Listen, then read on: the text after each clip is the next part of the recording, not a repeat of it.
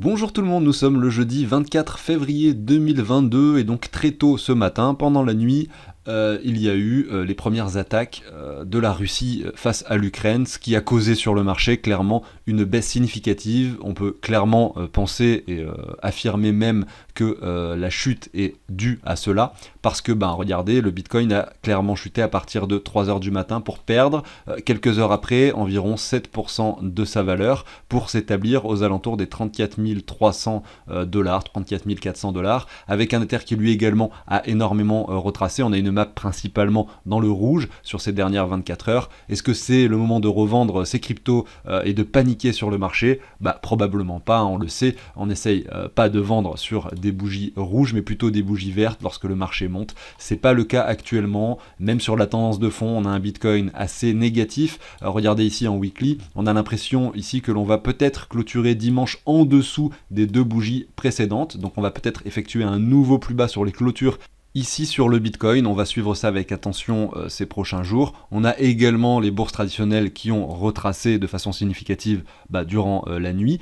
En revanche, le gold, donc l'or, lui, est en train de performer, puisqu'on le sait, c'est une valeur refuge. Le Bitcoin ne joue pas de rôle de valeur refuge pour l'instant, donc on verra bien dans les mois et années à venir si c'est quelque chose qui peut changer, mais c'est clairement pas le cas aujourd'hui.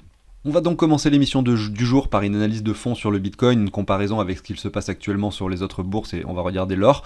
Et on continuera avec les altcoins qui sous-performent par rapport au Bitcoin, notamment avec ce crash qui est intervenu pendant la nuit. On va discuter un peu de tout ça et on va analyser quelques graphiques, bien sûr. Allez, c'est parti, pensez à l'abonnement, au like si le contenu vous plaît, je vous passe la petite introduction et je vous dis à tout de suite.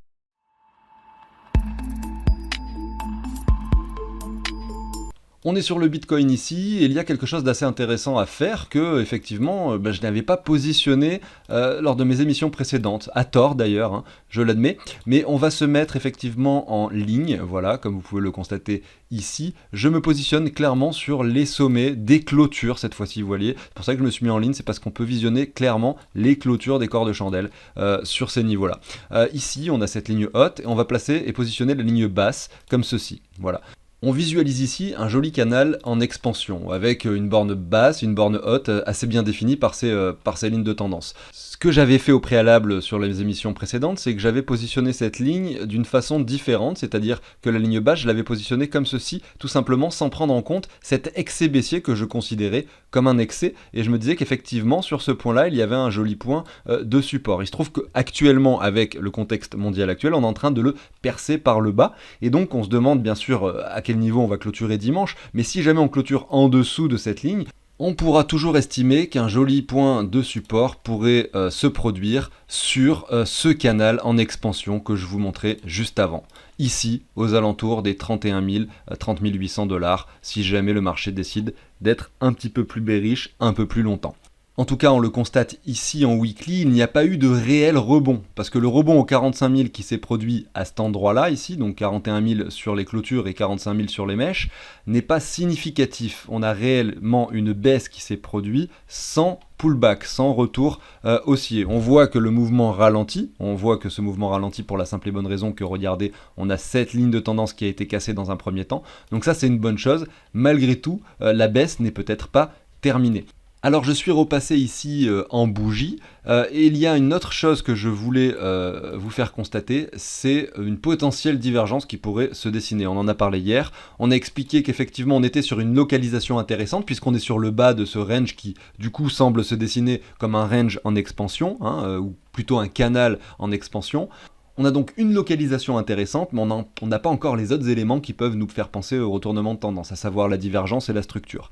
La structure, on avait imaginé qu'elle pouvait se produire dès maintenant, sauf qu'on voit que c'est pas le cas, ou du moins il va falloir attendre dimanche pour le savoir, mais si on clôture en dessous de ces deux corps de chandelle, ici, là, sur cette clôture hebdomadaire, effectivement, on n'aura pas de structure possible pour l'instant, il va falloir être beaucoup plus patient. Et ce qui manque aussi également, comme je disais, c'est la divergence qui n'avait pas eu lieu. Là, en revanche, si jamais on vient clôturer en dessous, et qu'on vient par exemple clôturer par ici, et que sur le RSI on ne fait pas de nouveau plus bas à cet endroit là, donc on s'arrête par exemple ici, eh bien on aurait enfin un début de divergence possible, puisqu'on aurait un RSI qui n'imprime pas de plus bas avec un cours qui lui imprime un plus bas, et enfin il nous manquera plus que la structure et effectivement d'abord la confirmation de la divergence, c'est-à-dire peut-être un pullback du Bitcoin, un RSI qui monte plus haut que ce point-ci pour confirmer la divergence et avoir le W dans un premier temps sur le RSI, pour ensuite enfin imprimer un W sur le cours et avoir un réel retournement de tendance qui peut s'opérer. Voilà, donc c'est quelque chose qu'il va falloir suivre avec attention, et pour moi il y a toujours cette barrière, ce point effectivement assez intéressant ici des 31 000 $ qui peut faire et qui peut jouer son rôle de support. Le niveau donc des 31 000 $ semble pour moi donc être le dernier rempart avant un réel marché baissier qui pourrait s'installer, et donc la fin de l'espoir d'avoir cette dernière vague sur les crypto-monnaies. On n'y est pas, on est encore au-dessus, donc on va suivre ça avec attention et on va voir ce qu'il se passe au quotidien sur la chaîne. On peut constater sur l'or que cette nuit il y a eu cette énorme bougie qui s'est imprimée. On voit que depuis ici le 31 janvier on a un or qui fait que monter avec la hausse des taux d'intérêt, des marchés traditionnels un peu beaucoup plus incertains, et effectivement l'or qui joue bien son rôle de réserve de valeur. C'est constatable également sur l'indice du dollar qui a à peu près la même configuration que l'or, qui, regardez d'ailleurs, a pris pas mal cette dernière nuit avec ces nouvelles internationales. Et puis on a à l'inverse des marchés traditionnels qui crachent. Donc là, tout se passe, on va dire, dans l'ordre logique, c'est-à-dire une panique qui s'installe de façon générale sur l'économie, un crash important sur la bourse traditionnelle, en revanche, un or qui monte et l'indice du dollar qui monte, et on observe effectivement que le Bitcoin fait partie des actifs à risque, comme c'est le cas pour le SP500, le CAC 40, également le DAX 30, et donc tous ces indices qui représentent l'économie aujourd'hui mondiale. Si on regarde rapidement l'order flow, on voit que l'open interest reste flat, et donc effectivement il n'y a pas beaucoup d'entrées en position, et donc forcément pas beaucoup de gens à liquider, et donc même si on a un sentiment bearish qui est constatable parce qu'on a un funding rate négatif, ce qui indique que beaucoup de gens vendent du Bitcoin actuellement, l'intérêt n'est pas présent, la quantité de Bitcoin en position n'est pas suffisante, il faudrait que cette dernière augmente avant d'imaginer réellement une possibilité de retournement. Ça risque de se faire sur une période de temps assez longue, et il faudra pas s'attendre, je pense, à une reprise du marché rapide. Ça risque de prendre du temps. Ce qui est plutôt pas mal parce que ça va nous permettre de nous concentrer sur les altcoins, sur les niveaux pertinents, sur des paliers d'achat pour pouvoir jouer sur une vague supplémentaire qui pourrait se produire. On va aller voir d'ailleurs quelques graphiques d'altcoins dès maintenant. Et on commence par le CRO de Crypto.com qui a pris énormément de valeur lors de la sortie de leur blockchain Chronos. On va se mettre en weekly ici, puisque ici, entre le 8 novembre et le 29 novembre, le token a pris, donc est passé de 19 centimes à approximativement 1,20 $ sur cette mèche d'excès, 500% pour retracer désormais. Si on reprend toute cette hausse et qu'on regarde un peu ce qu'il se passe actuellement, si on prend réellement cette mèche, on voit qu'on est dans la zone actuelle de rechargement. Donc acheter du CRO ici sur les 29 centimes, ça pourrait être un niveau effectivement intéressant pour l'avenir.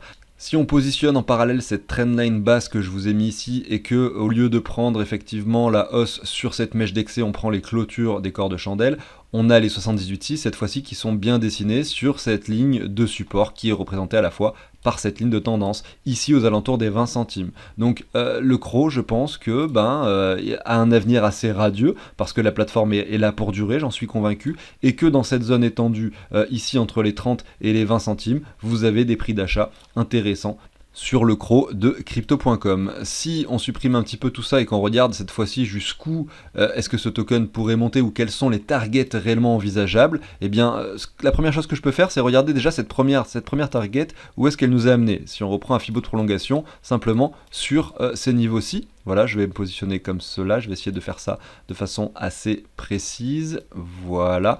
Et bien regardez, nous avons touché sur cet excès les 423,6, donc les 423,6 étaient représentés par les 80 centimes. On a eu cet excès réellement d'engouement qui amenait le cours au 1,20 $, mais on a eu le sommet vraiment situé entre les 368 et les 423,6, qui était clairement un très joli niveau pour revendre ces crocs. Ici aujourd'hui on retrace, et ce qu'on peut faire, c'est se repositionner ce Fibo, mais sur la partie que l'on est en train de vivre aujourd'hui, c'est-à-dire en prenant le point bas ici, le sommet sans prendre la mèche d'excès, et ici, pourquoi pas se mettre sur cette ligne en spéculant sur le fait que le CRO pourrait redescendre ici jusqu'aux 20 centimes. Si c'est le cas, si on revient jusqu'aux 20 centimes, on aurait ce Fibo qui serait bien positionné, et on aurait comme objectif pour le CRO de crypto.com, les 1,26$, cette fois-ci sur quelque chose de plus stable, non pas sur une mèche d'excès, et derrière, pourquoi pas sur des mèches d'excès, aller chercher des niveaux supérieurs aux alentours des 1,92$, et vous avez les 423,6 ici aux alentours des 3$. Ce qui ferait par rapport à son prix actuel, un x10 sur le CRO de crypto.com. Donc au niveau de sa capitalisation, on peut essayer de voir un petit peu à quoi ça correspondrait. Aujourd'hui, on a quand même un CRO qui est 18e, donc s'il fait x10, là aujourd'hui il est capitalisé à 9 milliards, ça lui ferait 90 milliards de capitalisation, et on le sait, le CRO a déjà été devant le Binance Coin, a déjà été fortement capitalisé à une période, c'était il y a un an et demi, si je ne dis pas de bêtises. Aujourd'hui, il est redescendu sur un niveau assez bas, et selon moi, un x10 reste envisageable, tout en étant certain que de toute façon, des paliers de revente sont intéressants à partir des 61,8 avant l'ATH, ici sur cette zone-ci, entre les 60 et les 70 centimes, pour un premier palier de revente et sécuriser son portefeuille. Si vous l'achetez à 20 centimes et que vous le revendez sur les 60, vous êtes déjà à x3, donc récupérer un tiers de votre investissement pour récupérer votre mise de départ est pertinent, pour ensuite, pourquoi pas, essayer de jouer avec le reste sur les 123,6, ou pourquoi pas les 161,8 aux alentours des 1,26$ et garder une toute petite partie au cas où si le token devait faire x10 par la suite. Voilà, c'est un petit peu comme ça que j'établis mes stratégies en général sur mes investissements. On va aller analyser d'autres crypto-monnaies, mais avant ça, sachez que je vous partage un outil sur la chaîne qui est assez pratique. Si vous avez de l'argent sur plein de plateformes et que vous avez plein de crypto-monnaies différentes, ça résume tout sur un seul document.